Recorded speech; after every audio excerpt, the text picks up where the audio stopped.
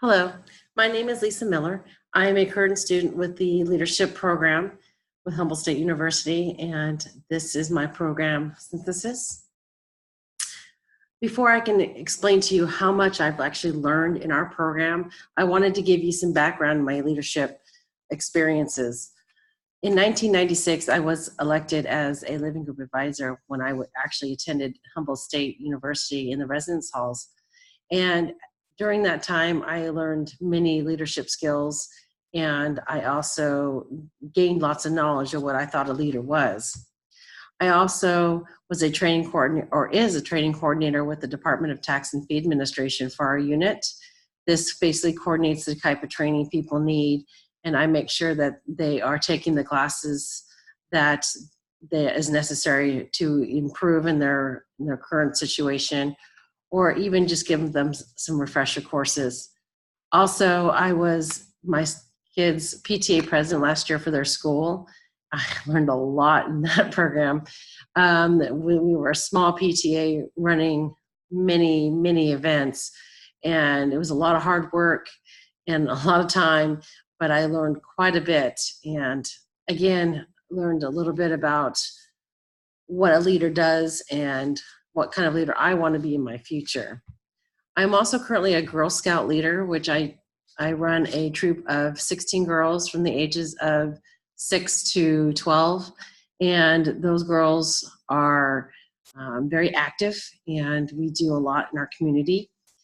And in addition to that, I'm also I'm also working on the service unit. I previously was the recognitions coordinator, which is helped recognize other leaders within our service unit. And now I've just taken on the task of becoming the treasurer for the service unit board. So the three tenets I've learned in this program was, one, a leader is not a dictator, but it's someone who inspires. With my previous history, I kind of felt that that's kind of what a leader was, not necessarily, someone who organized and got things done any way they need to get done. However, over the courses, I have changed my views. I've also learned a lot about myself and what my leadership style is and what I want it to be, and how I'm going to incorporate my leadership style into my organization's future. My initial opinion of leadership, it was someone who leads an event to make the event run smoothly. Basically, someone who's in charge of the event. Make sure people stay on task. They organize it, they run meetings, they ensure that the tasks that are done accurately and correctly and on time. And I'm starting to, at the beginning in our first course, the 311 course on foundations, I did learn some things that leadership is not exactly what I had defined it previously. When I first went into the leadership, my first paper that I wrote, we talked about what we thought a leader was. And I'd found a quote in the Bass handbook, or excuse me, the Bass leadership book, which was from Eisenhower, which leadership is the ability to decide what is to be done and then get others to do it. That's how I thought leadership was. But as we progressed through the program, I learned it's a lot more than just making sure things get done. It's, especially in today's society, I need to take a non-authoritarian approach, which means be more of less of a dictator and more of a democratic approach. And, really a leader should be someone who takes everybody's advice, who sets goals, but also it considers how your group needs to be led. You look at the people. You want to make sure that everyone feels included, and you want to create that environment where you can succeed. And to do that, you have to build with communication, and that's what we learned in 331 with the communication, is how to build. I've also worked on these in the developing dynamic, you know, organizations and managing stakeholders. I learned to look beyond just getting something done and look at the people and how to get things done in a more collaborative environment. You know, instead of being front center, maybe take a step back and help, you know, manage and flow as opposed to dictate. In 311, at the beginning, we did take our, we took this Clifton Straits, and you know, Clifton stated that you have to focus on your strengths and manage your weaknesses, and I definitely need to do that. But I really just want to focus on my strengths and move forward with that. And with the first strength area that after taking the test I came up with was woo, to be able to woo somebody, make connection with another person. I am very much about that. I think it's important to look at people and learn how to find that commonality, no matter who they are, and work with them and teach them and learn from them as well. And I think that's important as a leader. Positivity, especially in this day and age, especially now with the way leaders are being portrayed in, you know, in what we're seeing in the media. And unfortunately, it's very negative. And I think we need to get back to the positivity. We need to, you know, I find that I'm a leader who, you know, likes to include people. And I want people to be happy in what they're doing. If you're not happy, you need to tell me why, or I need to find out why. And I think that's very strong to keep a positive attitude and to make sure that everybody stays positive, because you get a lot more done, more energies, you know, are focused, and it's a huge strength that I currently have. And lastly, my belief in people, and not just like myself. I mean, people and humanity. I've always been a person who wants everyone to feel welcomed. You know, my home is always open to whoever needs it. You know, and I think that's what you need to take when you're in a leadership position. You know, you know, it's nice to lead a group and make sure I think it's done, you know, an event or a program, but really, are you leading, or are you just making sure things are getting done? I think there's a huge difference. And I believe that you need to look at everybody's humanity. So that's why my leadership style has changed. And I'm very much have realized I'm much more of a democratic style. And I always thought that I was one that, you know, just goes, gets things done, you know, does my lists, but I've changed. And I think the program has really helped me make that change. And learning about the different styles that we have, and how, depending on who you are, how you take your strengths and you create this leadership, this way of doing things. And, you know, I believe everyone has a say and should have a say. It shouldn't be just one person dictating how things should go. It should be, you know, a collaborative team environment, and where everyone feels equal and everyone has equal say, where the communication is open, where you feel like you can give and listen and, you know, and absorb. And I think a leader is someone who really wants that for their team. You want a team that's, you know, inclusive, and that anyone should feel welcomed. You know, I've always been a person who believes that, you know, you should really look at someone for who they are and not for what they look like. And, you know, and everyone has a purpose. In one of the classes, in the communications class, we did a white paper, and I learned, you know, I did my white paper on the generational gap, and how different the baby boomers are from generation the millennials.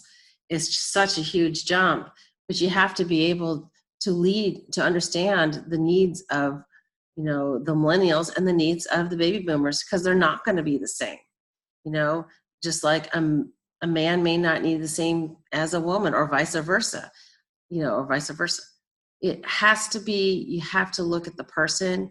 You have to learn to make sure everyone feels that they're heard and that they feel one. And that's really what the democratic style, what my style of leadership has become. So what I'm going to do with that leadership is I want to make a change. And making a change takes time, but it takes planning, and it takes lots of work. And I really learned that in our classes that really kind of work towards the the data driven, the strategic planning, the project implementation, the even the sustainability and the technology classes. All of them really began to help me realize that I needed to make a change in an organization that I am so passionate about, which is the Girl Scouts of America. I have 2 daughters, and I find it is an organization that really is promoting women leaders. And I think this would be a perfect way to take what I've learned in my classes through the leadership program and pass on this knowledge to young women, young girls. Our main issue is we have a really low retention in older girls, which really is a problem, because then these younger girls aren't taking their knowledge and moving it forward, and taking that to college and, even to high school.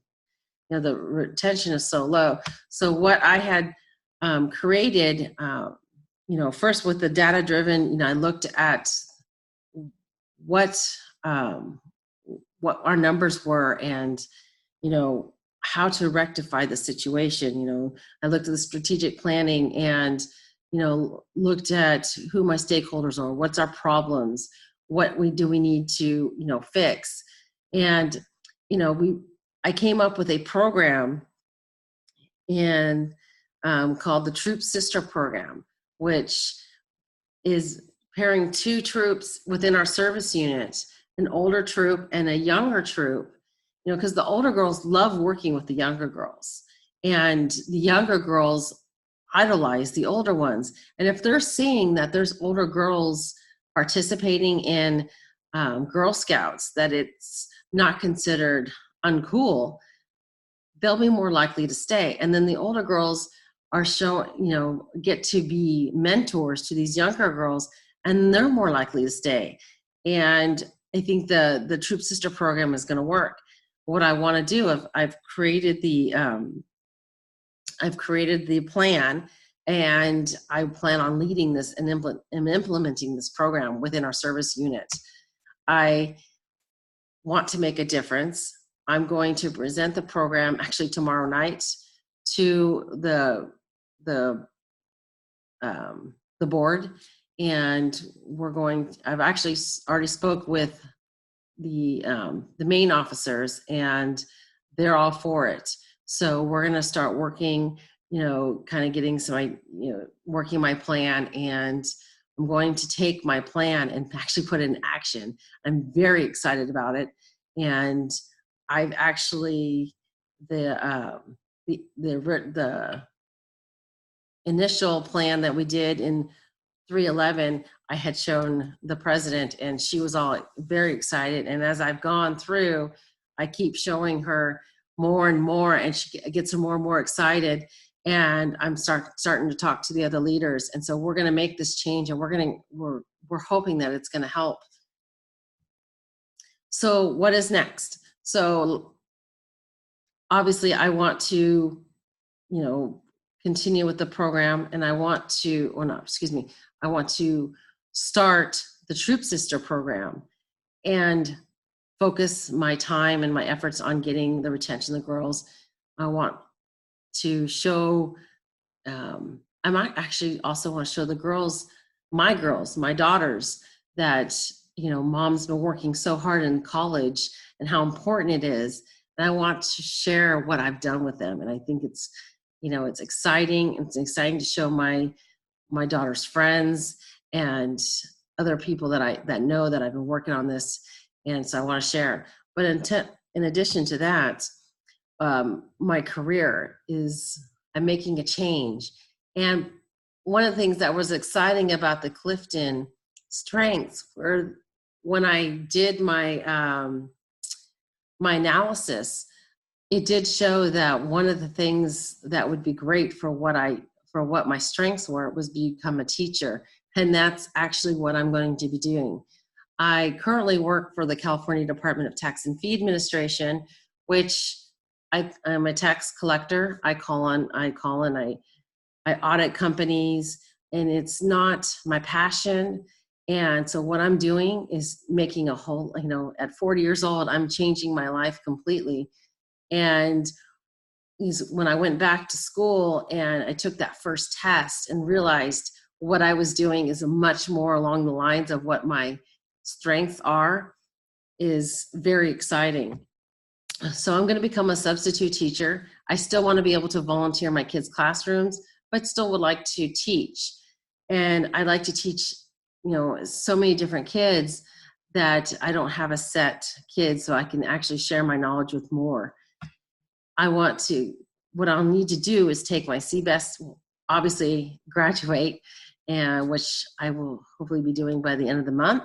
I'm going to take my CBEST test. I'm going to apply to the local school district.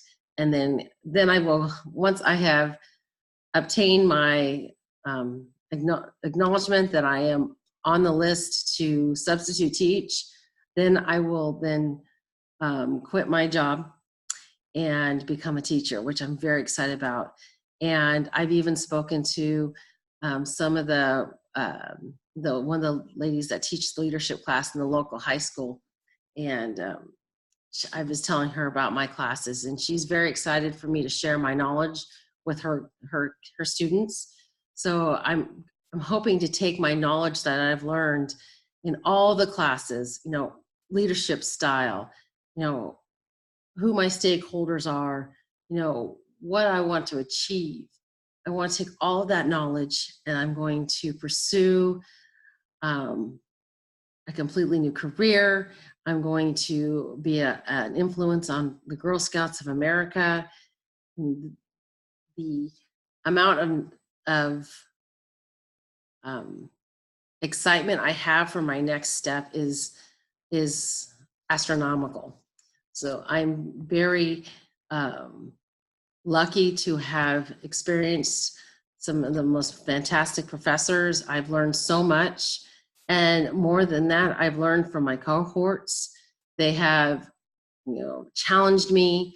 Both of them have.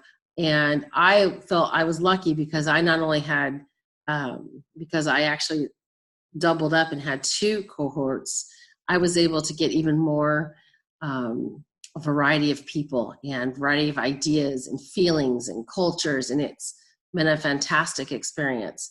I do feel that this entire culmination of the classes has prepared me for the next step. Thank you.